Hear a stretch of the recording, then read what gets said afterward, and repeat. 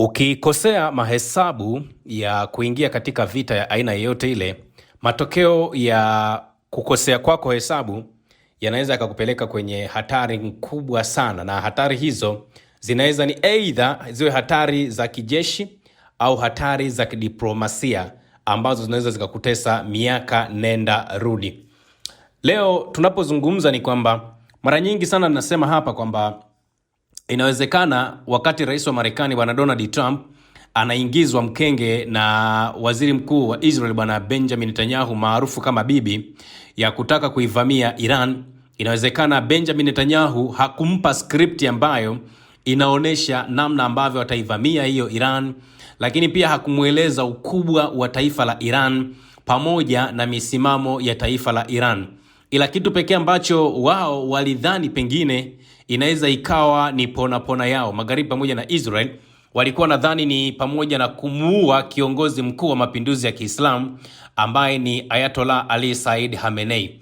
Kwenye eneo la kumuua huyo mwamba, yani hapo walifanya target nzuri sana, lakini kitu pekee ambacho walikuwa hawakijui ambacho hadi kesho kutwa kitawatafuna ni kwamba kumuua Said Ali Ayatollah Khamenei ni kama kuchochea moto ambao unawaka kwenye nyika, halafu ni wakati wa jua kali mchana wa saa 8, halafu moto huo ukaanza kuwaka kwenye nyika. Kwa nini nasema hivi?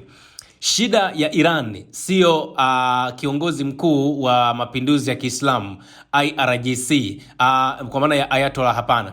Shida ya Iran ni IRGC, yani lile ndilo shida iliyopo pale Iran. Wakifanikiwa kumuondoa kiongozi wa IRGC, kiongozi mkubwa, mkurugenzi ule wa IRGC, basi hapo watakuwa wamefanikisha mission kwa kiwango kikubwa sana.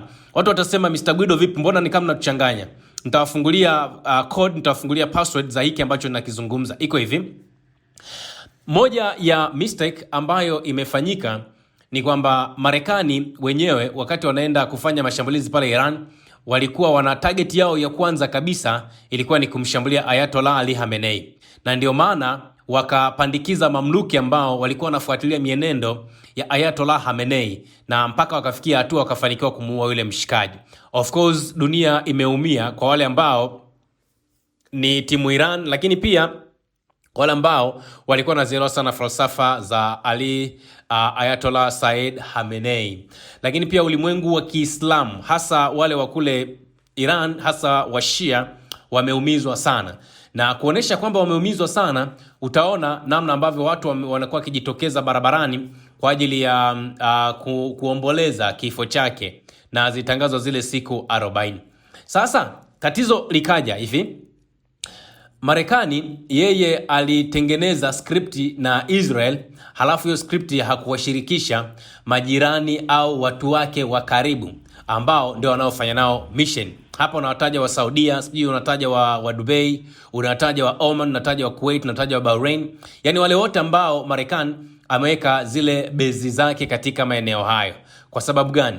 Kwa sababu wale wakati Marekani anamdanganya Iran kwamba wanaingia, wapo kwenye meza ya mazungumzo kutatua mgogoro huo, walifanya mashambulizi ya kuishtukiza Iran. Na mashambulizi haya ndiyo ambayo yameifanya Mashariki ya Kati ishindwe kutawalika vizuri. Na kwa nini ilishindwa kutawalika? Ni kwa sababu Iran waligundua kwamba hatari sio Israel, hatari sio Marekani. Hatari ni zile base ambazo zimewekwa na Marekani kwenye mataifa mengi ambayo yanaizunguka Iran. Lakini wa Marekani sasa, kwa sababu mission yao wao ilikuwa ni huyo yoto Ayatollah, wakanasema wanataka tu kumake kitu kinaitwa kutengeneza kuchange regime ya kule Iran. Kwa hiyo hata kwenye ile first mission ya Marekani ilikuwa ni hiyo kuchange nini? Kuchange regime. Lakini kumbe walikuwa hawajui kwamba regime ya Iran wenye nguvu zaidi pale Iran ni hao IRGC. Yani hao ndio watu hatari zaidi. Linaitwa jeshi la walinzi wa mapinduzi ya Kiislamu. Sasa ili mjue kwamba ni kweli hao jamaa ni watu hatari, na ndio ambao pamoja na kuuawa kwa Said, yani hali ya mashambulizi kule Marekani, Israel na maeneo mengine inazidi kuongezeka.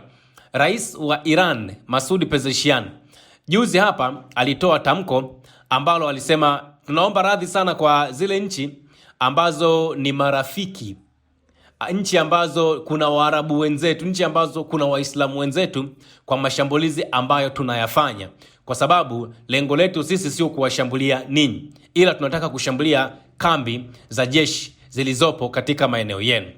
Unajua IRGC walikuja wakasemaje? IRGC wakasema hivi, Bwana Masudi, yani hicho ambacho nakizungumza ni hakipo, hakuna mtu wa kuomba samahani hata mmoja. Yani rais amezungumza, anaomba apologize, lakini kiongozi ambaye ni kiongozi wa hilo jeshi la walinzi wa mapinduzi ya Kiislamu IRGC akasema, rais, yani hiyo apologize labda ni ya kwako tu, lakini sisi kama wa Iran na sisi kama IRGC hatuwezi tukakubaliana na hicho ambacho nakizungumza. Na kwa taarifa yenu tu ni kwamba unaona hiyo IRGC hiyo inamiliki 1/3 ya uchumi wa taifa la Iran. Na unapozungumza jeshi linamiliki 1/3 ya uchumi wa Iran, kwa maana ya theluthi moja ya uchumi wa Iran, maana yake hao washikaji wanayo power kubwa na kwenye ngazi za maamuzi wako vizuri sana.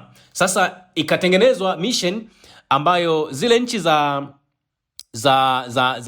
Ghuba au zile nchi ambazo zina kambi za Marekani zilizopo Mashariki ya Kati wakapiga mahesabu kwamba yani sisi tunashambuliwa kwa sababu tunalinda maslahi ya Marekani. Sio kwamba tunalinda maslahi yetu, tunalinda maslahi ya Marekani. Na kuonesha kwamba kweli Marekani waliingizwa kwa maana zile nchi ambazo ni rafiki na Iran au zile ambazo ni karibu na Iran ziliingizwa mkenge.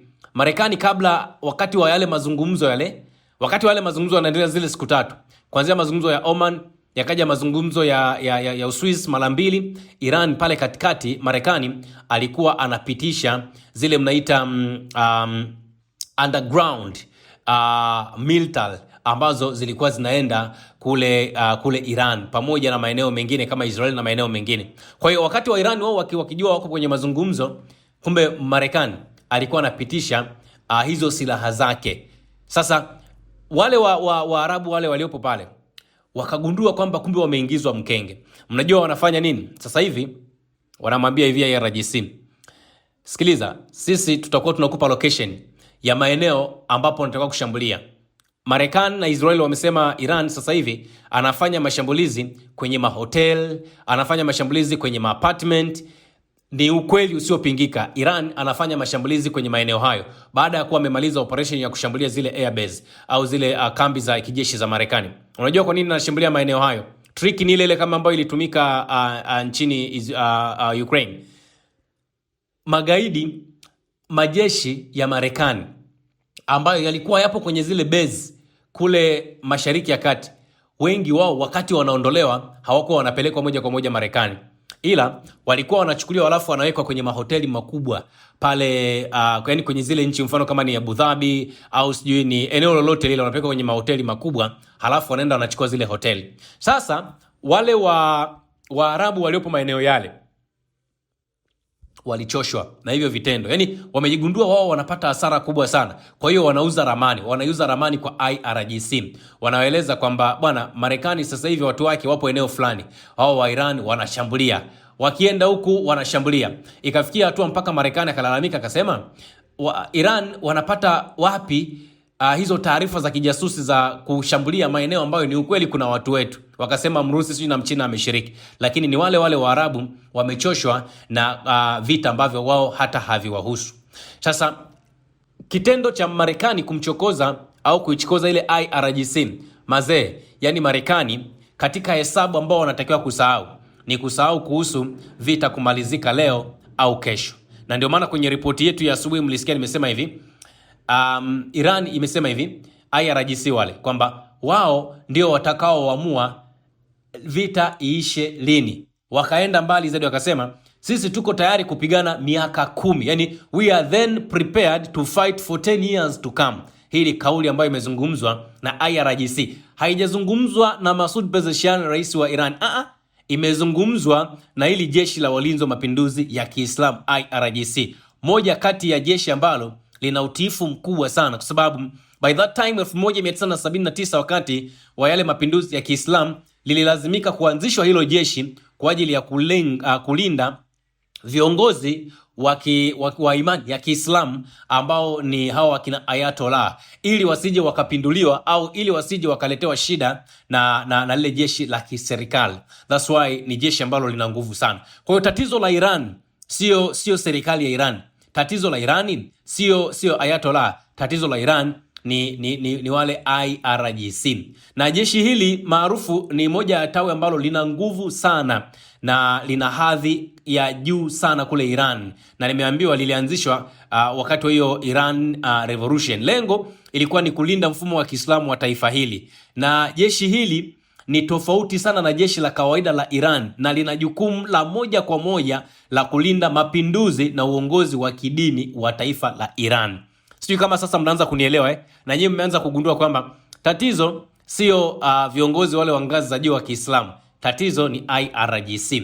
Hilo kwa makadirio tu inasemekana hili jeshi lina wanajeshi kati ya 150,000 mpaka 190,000 na inajumuisha vitengo maalum kama zile vitengo vya Quds, lakini pia iki Quds yenyewe inafanya operation zake nje ya nchi, lakini pia wana ile Basij ambayo ni kikosi cha wanamgambo ambacho kinatumika kudhibiti usalama wa ndani na kukabiliana na maandamano. Yaani Iran walitengeneza kitu ambacho Marekani kipo.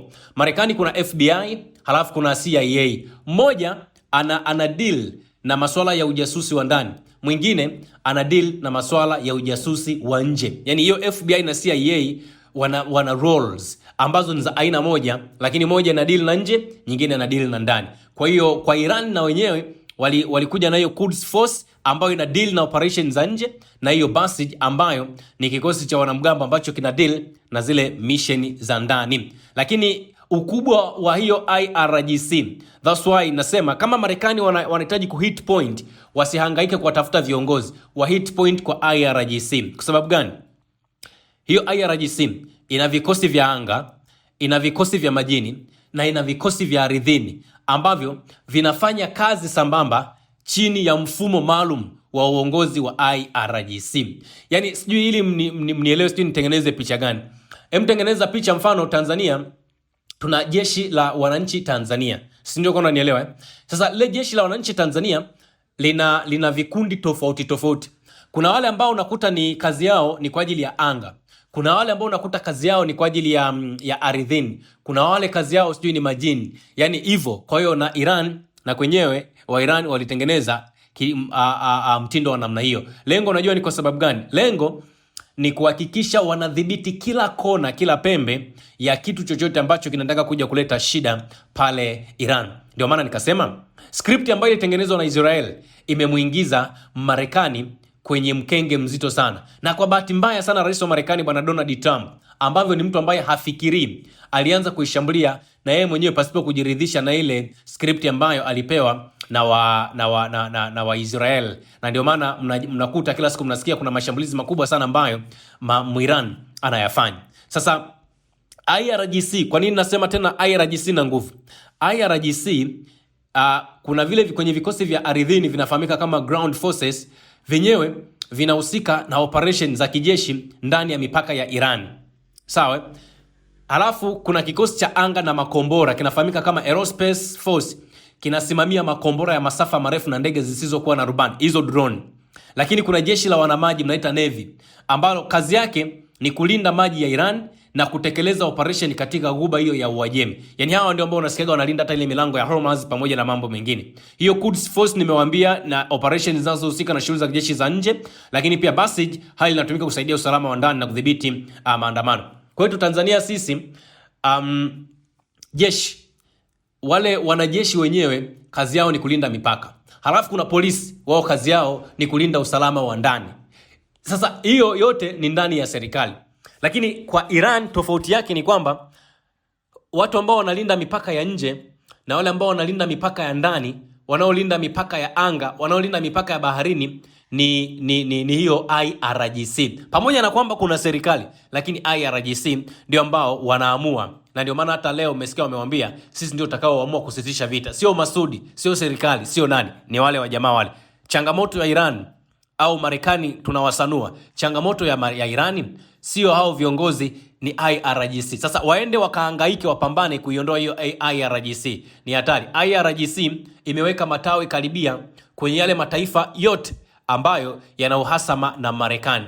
Ukienda sijui Lebanon, ukienda sijui Yemen, ukienda sijui wapi, huko kote vile sijui wa Houthi wale sijui wa nini, wote wanapewa support na hiyo IRGC. Kwa hiyo utawala wa kidini wa Iran na hicho ambacho kinafanywa na IRGC, maana yake ni kwamba ili wafanikiwe ni lazima wavunje kabisa hiyo IRGC. Wakifanikiwa kuivunja, maana yake ile nguvu ya utawala wa Kiislamu pale Iran, ambao ndio una control kila kitu cha pale Iran, itakuwa imekwisha kabisa. Yani itakuwa imekwisha kabisa.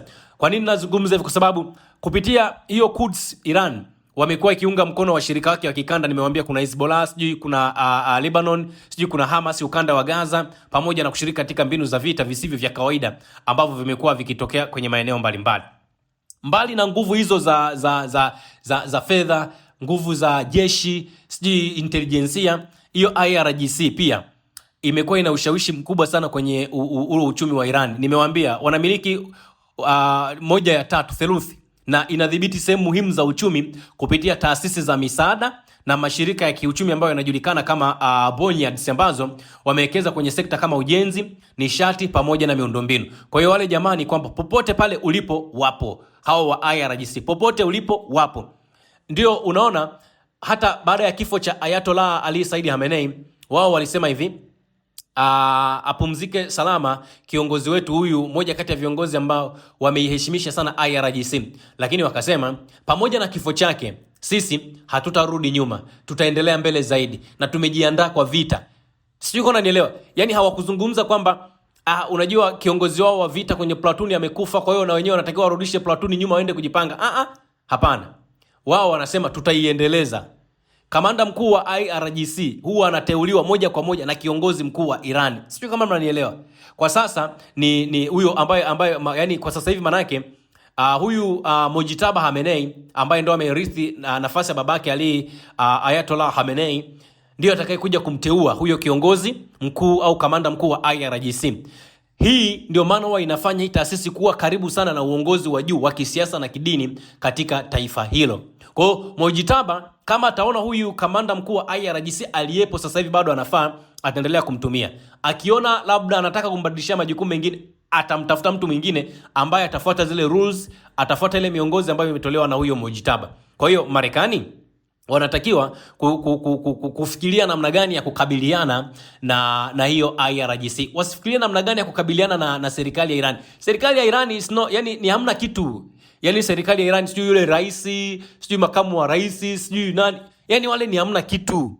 Wao wadili na IRGC. Mtakumbuka mwaka 2019, kumbukumbu zirudi vizuri ndugu zangu, serikali ya Marekani ilitangaza rasmi kwamba IRGC litakuwa shirika la kigaidi la kigeni, hatua ambayo sasa IRGC na yenyewe iliona kabisa kumbe sawa, kama sisi wanasema ni magaidi, basi ni lazima na sisi tuishi kigaidi, kwa sababu tunaishi na mtu ambaye anatuona sisi ni magaidi wakati sisi tunajiona ni watu ambao tunatetea taifa letu. So hili ni jambo ambalo nilisema angalau guys tuelewe vizuri.